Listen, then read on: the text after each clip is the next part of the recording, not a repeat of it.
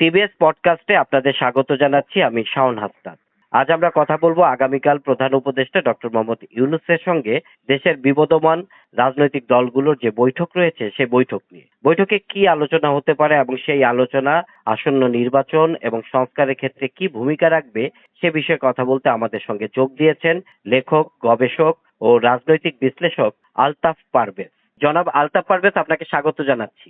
জি বলুন। যে আমি একটু জানতে চাচ্ছি, কাল তো আসলে আমরা মাঝখানে দেখেছিলাম যে রাজনৈতিক দলগুলোর সাথে সরকারের একটি, বিশেষ করে বিএনপির সাথে একটু দূরত্ব তৈরি হয়েছিল। তো কাল আবার সব দলের সাথে একটা বৈঠক হতে যাচ্ছে। তো এই বৈঠকে আপনার মনে হয় যে কি কি বিষয়ে আলোচনা আসতে পারে বলে আপনার মনে হয়? এই বৈঠকে বিরোধী দলের দিক থেকে তো বিরোধী দলগুলো বিশেষ করে বিএনপি তো একটা নির্বাচনী রোড ম্যাপ চাইবে। বিএনপি বেশ জোরের সঙ্গেই এটা চাইবে মনে হচ্ছে, এবং তারা ডিসেম্বরের ভিতরে ইলেকশন চায়। এবং বিএনপির সাথে আরো অনেকগুলো দল, মানে বামফ্রন্ট সহ আরো কিছু দল, গণতন্ত্র মঞ্চের অনেকেও ডিসেম্বরের মধ্যে নির্বাচন চায়। ডিসেম্বরের মধ্যে না হলেও অন্তত দ্রুত একটা নির্বাচনের রোড ম্যাপ চাচ্ছে। আর সরকারের দিক থেকে সরকার বিশেষ করে বিভিন্ন যে কমিশনের যে সংস্কার প্রস্তাবগুলো ছিল সেই বিষয়ে বিরোধী দলগুলোর যেই আগের অবস্থান ছিল সেটা থেকে আরো একটু যাতে বিরোধী দলগুলো এগিয়ে আসে, সরকার হয়তো সেই চাপটা দিবে। দুই দিক থেকে এইটাই মনে হচ্ছে। তো এর মাধ্যমে আপনাকে মনে হয় যে সরকারের সাথে বিশেষ করে বিবদমান রাজনৈতিক দলগুলোর যে একটা দূরত্ব তৈরি হয়েছে সেটা অনেকটা দূর হবে? আমার মনে হয় না, কারণ যেটা মনে হচ্ছে যে দূরত্বটা তৈরি হয়েছে, এই দূরত্বটা শুধু ইগোগত না, বেশ নীতিগত। সরকার নির্বাচনকে, সরকার এবং সরকার সমর্থক যে দল আছে ছাত্রদের এনসিপি, আমরা দেখতে পাচ্ছি যে তারা নির্বাচনকে একটা শর্ত যুক্ত করতে চাচ্ছে। অন্তত দুটো শর্তের কথা তারা বলছে। একটা হলো সংস্কার, কিছু মৌলিক সংস্কারে বিরোধী দলকে রাজি হতেই হবে, না হলে নির্বাচন হওয়ার কোনো মানে হয় না। আরেকটা বিষয় ওরা বলছে যে আগের সরকারের নেতৃবৃন্দের বিচার, আর তাদের তরফ থেকে দুটো শর্তের কথা বলা হচ্ছে। আর বিরোধী দল চাচ্ছে যে সংস্কারও চলুক, নির্বাচনও চলুক, মানে দুটো একসাথে রোডম্যাপ হোক, দুটো শর্তযুক্ত হওয়া উচিত না। তো এটা তো একটা পলিসিগত বিষয়। এই বিষয়ে কতটুকু মিনিমাইজ হবে, কতটুকু দুই পক্ষ ছাড় দিবে, সেটা দেখার ব্যাপার আর কি। তবে আমার মনে হয় যে বিরোধী দলের দিক থেকে একটা রোডম্যাপ ঘোষণার প্রচন্ড চাপ থাকবে।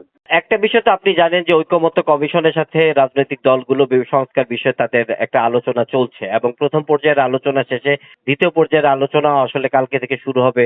তো আপনি সংস্কারের ভবিষ্যৎ কি দেখেন? আমি যদ্দূর আলাপ এগিয়েছে, আমার মনে হয় না যে আরো বৈঠক হলে এটা আরো অনেক দূর এগোবে। কারণ কি, আমরা দুটো দৃশ্য দেখছি।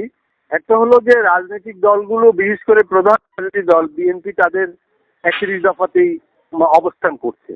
তারা এর বাইরে আর এগুতে যাচ্ছে না, তার আগে একটা নির্বাচনী রোড ম্যাপ চাচ্ছে। আমার মনে হয় এখানে, যেটা আমার ব্যক্তিগত মত, যে বিএনপির আর একটু এগোনো উচিত। কারণ তারা যখন 31 দফা দিয়েছিল তার থেকে 2024-এ বাংলাদেশ অনেক দূর এগিয়ে গেছে রাজনৈতিক ভাবে, আরো অনেক জন আকাঙ্ক্ষা তৈরি হয়েছে।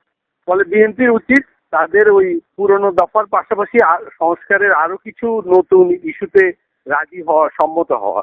না হলে বিএনপির বিরোধী দলগুলো প্রমাণ করতে চাচ্ছে যে বিএনপি সংস্কার চাচ্ছে না। এটা হলো একটা দিক আর কি। আর হলো অন্য দলগুলোরও আমি বলবো যে তাদের রোড ম্যাপের ব্যাপারে বিএনপির কাছাকাছি আসা দরকার, না হলে গ্যাপটা থেকে যাবে।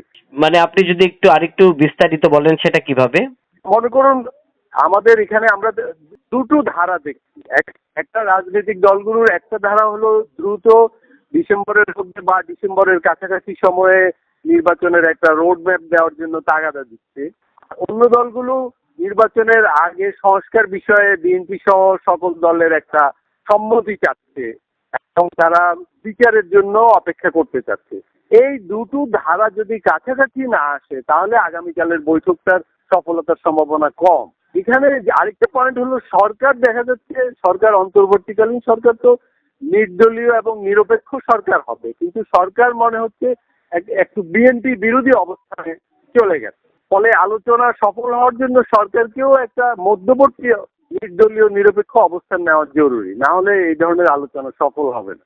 বিএনপি এবং সরকারের ভিতর এখন আস্থাহীনতার, অবিশ্বাসের একটা এবং সন্দেহের একটা ব্যাপার দাঁড়িয়ে গেছে। বিএনপি সন্দেহ করছে, বা বিএনপি সহ কিছু দল যে সরকার নির্বাচন পিছাতে চাচ্ছে, এখনই রোডম্যাপ দিতে যাচ্ছে না। আবার সরকার এবং সরকার সমর্থক অনেক দল সন্দেহ করছে যে বিএনপি যেন তেন প্রকারে নির্বাচনে জিতে যাচ্ছে, সংস্কারের বিষয়ে সম্মত হতে চাচ্ছে না। ফলে এই যে দূরত্ব, এই যে সন্দেহ, এই যে আস্থাহীনতা, এইটা না কমলে তো মানে বৈঠক সফল হবে না। আরেকটা বিষয় যদি একটু আমরা জানতে চাই যে বিশেষ করে 5ই আগস্টের মানে গণ অভ্যুত্থানের পর যে মানুষের মধ্যে যে একটা আকাঙ্ক্ষা, তারপরে বিশেষ করে যারা ফ্যাসিবাদী সরকার ছিল তাদের বিচার, তারপরে সংস্কার, কিছু রাষ্ট্রীয় কাঠামোতে কিছু সংস্কার, যাতে পরবর্তী সরকার স্বৈরাচারী হতে না পারে। তো সেই দিকে কি জি। আমাদের সংস্কারগুলো যাচ্ছে, বা আপনার মনে হয় যে সেই দিকে কি আমরা এগিয়ে দেখুন, যেতে পারছি?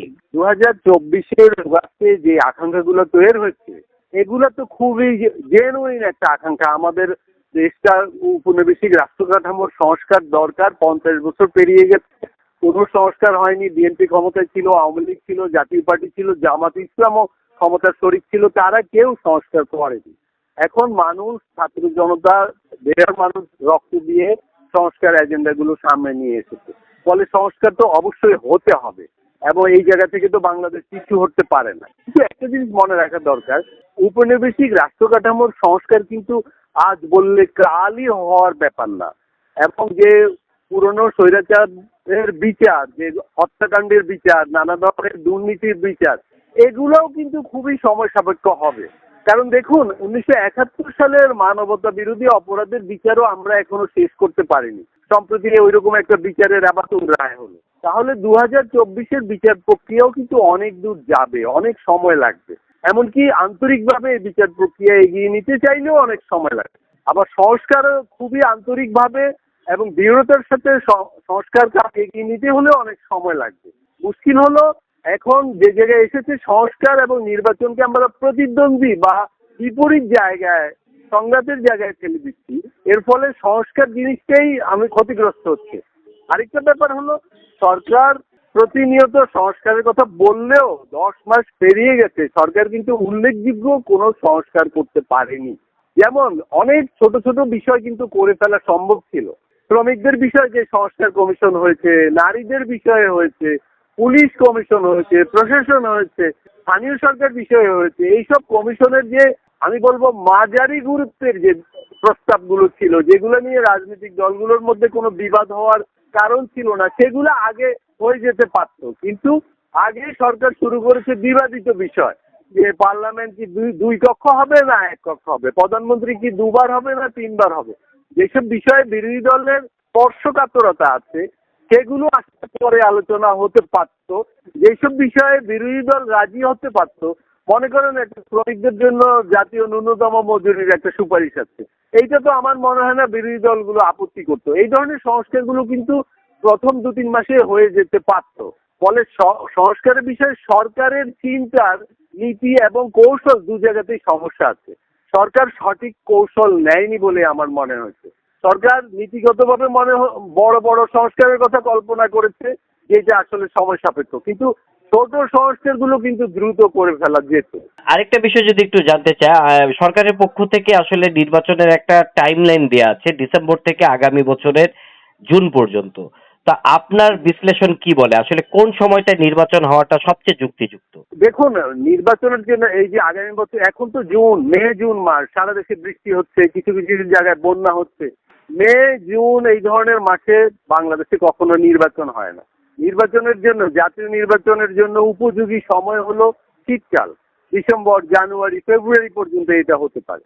ফলে সরকার যে টাইমলাইনটার কথা বলছে, এটা একটু আমার কাছে অ্যাবসার্ড মনে হচ্ছে, যে ডিসেম্বর থেকে জুন 6 মাস ধরে কোনো টাইমলাইন হতে পারে না। সরকার বলতে পারে ডিসেম্বর অথবা ফেব্রুয়ারি অথবা এপ্রিল অথবা জুন। সরকারকে একটা সুনির্দিষ্ট সময়ের কথা বলা দরকার।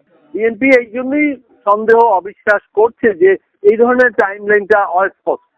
এখন আমরা যেটা দেখি, আমরা মানুষের সাথে কথা বলে যেটা দেখি যে মানুষ সংস্কারও চায়, নির্বাচনও চায়। তো সেটার সমাধান কি হতে পারে? এইখানেই আগামীকালের আলোচনার ভবিষ্যৎ। যদি আলোচনায় সমস্ত রাজনৈতিক দল এবং সরকার যদি এইটা বুঝতে পারে, জন আকাঙ্ক্ষা, যে বাংলাদেশের মানুষ একটা ভোট উৎসব চাচ্ছে, দ্রুত ভোট, একটা সুষ্ঠু ভোট কিন্তু একটা বড় ধরনের সংস্কার বাংলাদেশের জন্য। নির্বাচন কখনোই সংস্কারের বিপরীত দিকের বিষয় হতে পারে না। বাংলাদেশে 15 বছর ভালো নির্বাচন নেই, গ্রহণযোগ্য নির্বাচন নেই।